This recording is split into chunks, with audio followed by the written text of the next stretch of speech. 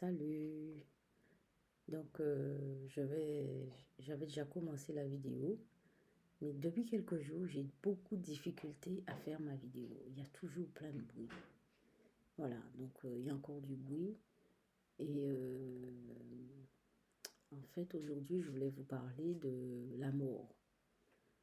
Et je voulais dire que l'amour, c'est pas facile. C'est pas facile pour les gens qui perdent quelqu'un, qui ont peut-être accompagné un mourant, qui ont perdu un enfant,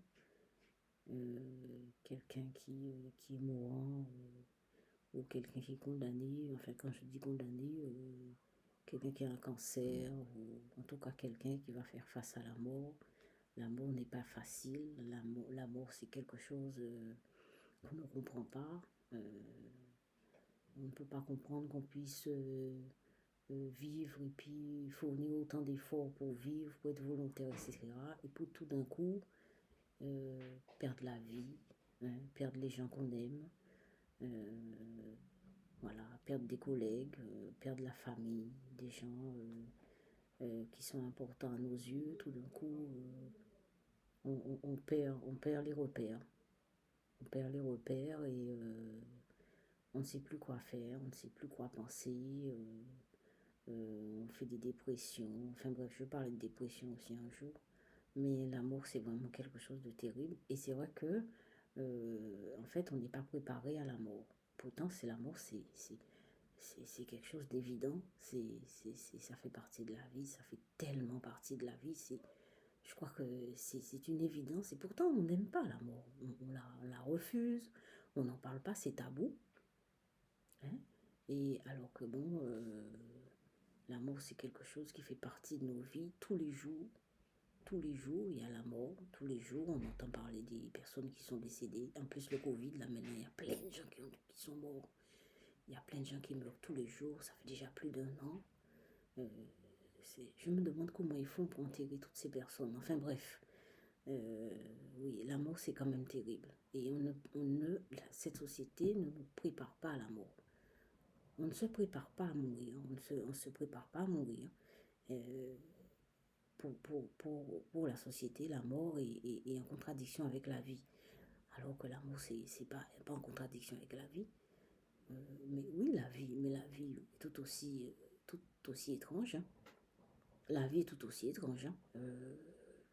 Bon, voilà quoi. Donc, en fait, je voulais vous parler un petit peu de la mort de ma grand-mère aussi. Et ma grand-mère, c'est quelqu'un qui m'a élevée. Pendant que ma mère allait travailler, elle me gardait. Et elle est décédée en 2003. Et c'est quelque chose qui m'a marqué parce qu'elle était proche de moi. Et bon, c'est vrai que j'ai pas vécu trop de morts hein, dans ma famille. Il n'y a pas eu trop de morts jusqu'à présent. Il y a des familles qui sont moins touchées par la mort, moins touchées par la maladie. Bon, moi, c'est dans ma famille, on n'est pas trop touché ni par la mort ni par la maladie.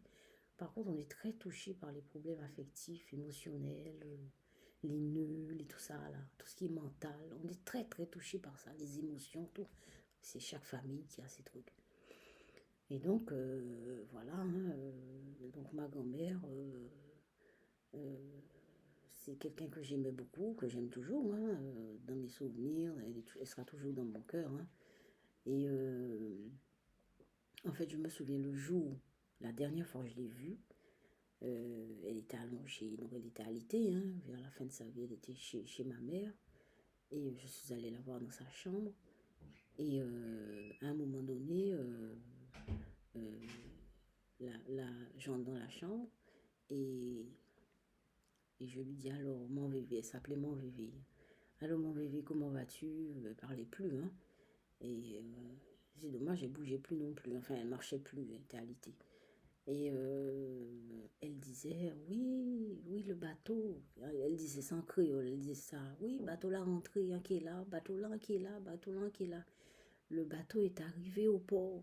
Le bateau est arrivé au port. C'est ce qu'elle disait. Le bateau est arrivé au port. Et je suis restée un petit peu de temps avec elle et elle n'a fait que de répéter cette phrase. Et alors après, je vais voir ma mère. Je lui dis, mais tu sais, j'ai l'impression qu'elle va partir hein, bientôt. Et ma mère me dit, mais non, mais... Et je lui dis, mais elle dit toujours, le bateau est arrivé au port. Mais pourquoi elle dit ça? Alors, je dis, mais elle va décéder bientôt, hein. Et puis, elle me dit, mais non, elle dit ça tout le temps, etc. Alors, je m'en vais chez moi. Et deux jours après, je suis réveillée dans la nuit. Non, dans la nuit, hein, je prends ma Bible et je fais un psaume. Je ressens une impression bizarre que je n'ai pas pu qualifier. Un sentiment étrange, quoi. J'ai pris ma Bible, j'ai lu un psaume et je me suis recouchée. Et je me suis endormie sûrement. Et le matin, très tôt, quelqu'un frappe à ma porte. Agnès, réveille-toi, Agnès, réveille-toi. Ta grand-mère est décédée. Ah, alors là, voilà.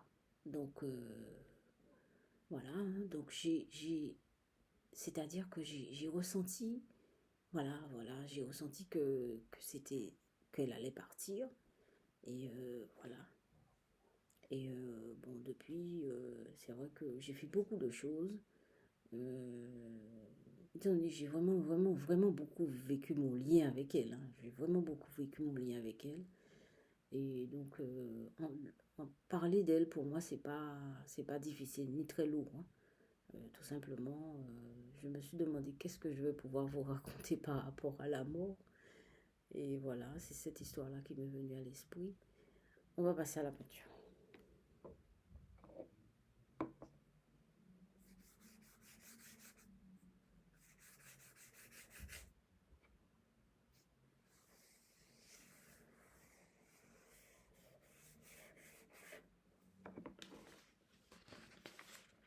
Première peinture.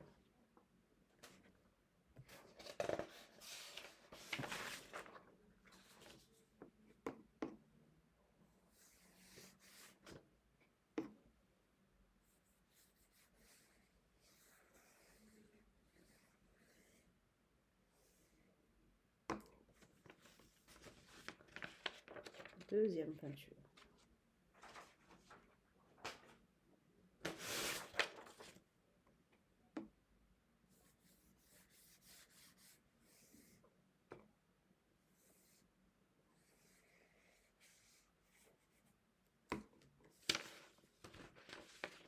Troisième peinture. Voilà, hein,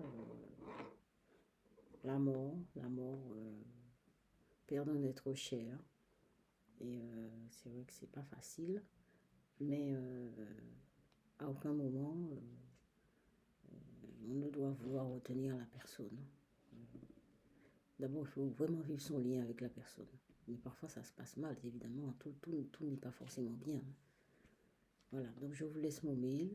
C'est diem, dhyemh@outlook.fr. Merci pour les vues, merci pour les likes, merci pour les j'aime. Et échangez-vous les vidéos, laissez des commentaires, posez-moi des questions.